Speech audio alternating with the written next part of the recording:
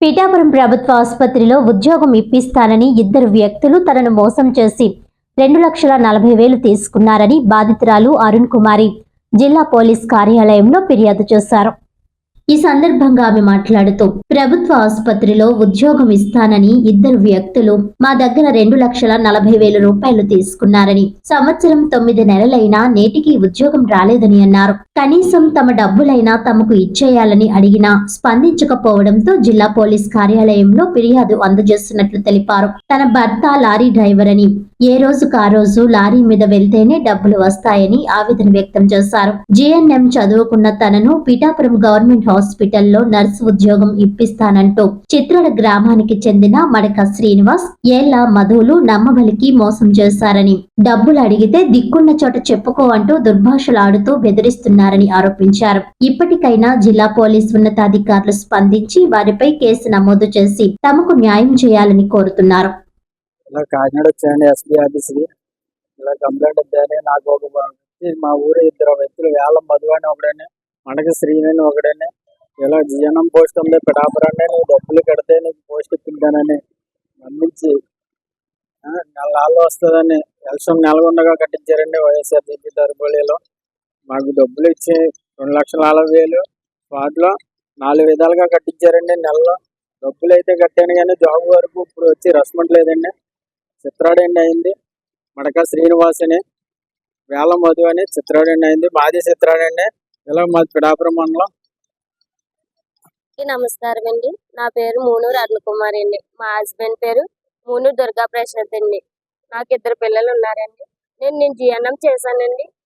మా ఊర్లో 2 మధ్యవర్తులు మా ఆయన ఫోన్ చేసి ఇలా డబ్బులు కట్టండి జాబ్ ఉందని చెప్పారండి. చెప్తే ఇలా ఫోన్లే మా హస్బెండ్ చదువుకోలేదని నన్ను చదివించాను కదా అనేసి నాకు జాబ్ ఇస్తే పర్లేదు పిల్లలు ఉన్నారు కానీ ఉద్దేశంతో నన్ను ఇలాగ చేశారండి.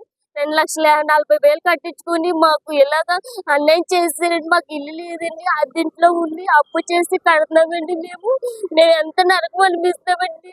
ప్రెస్ వాళ్ళు, జిల్లా కలెక్టర్ గారు, ఎస్పీ గారు మాకు దయించి మా డబ్బులు మాకు వచ్చేలాగా మమ్మల్ని సహకరించండి. అది మాకు నమస్కారం అండి. మాది చిత్రాడండి, మాది పిఠాపురం మండలం అండి, కాకినాడ జిల్లా అండి. మడక శ్రీనండి, ఎలా మధు అండి. గవర్నమెంట్ జాబ్ ఇస్తాము పిఠాపురాన్ని జిఎన్ఎం చదువుకున్నాం కదా అనేసి ఇచ్చారండి. అడిగారండి. అడిగితే మేము ఫోన్లో జాబ్ వస్తే పిల్లలతో భవిష్యత్తు బాగుంటుంది ఉద్దేశంతోనే ఇచ్చామండి. మాకు ఎంత అన్యాయం చేస్తారండి. మాకు డబ్బులు ఇవ్వలేదండి, మమ్మల్ని బెదిరిస్తారండి. మళ్ళీ మేము అద్దెంట్లో ఉంటున్నాం. మేము చాలా పిల్లలతో చాలా ఇబ్బందిగా ఉంది. మమ్మల్ని మాకు దయించి డబ్బులు ఇప్పించిందాక చూడండి. వార్తలోని ముఖ్యాంశాలు మరోసారి.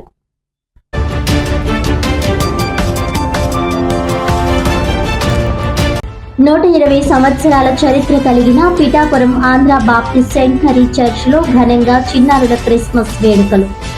అందరినీ ఆకట్టుకున్న చిన్నారులు ఆలపించిన పాటలు, స్కిట్స్.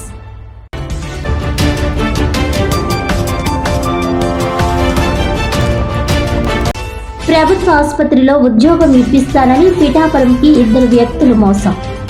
తమ వద్ద నుంచి వసూలు చేసిన 2,40,000 తిరిగి ఇప్పించాలని జిల్లా పోలీస్ కార్యాలయంలో ఫిర్యాదు చేసిన బాధితురాలు అరుణ్ కుమారి.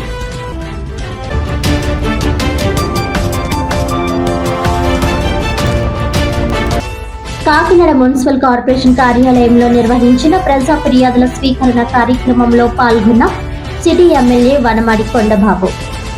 పీజీఆర్ఎస్ లో అందిన ఫిర్యాదులపై సత్వరం పరిష్కారం చూపాలని ఆదేశం.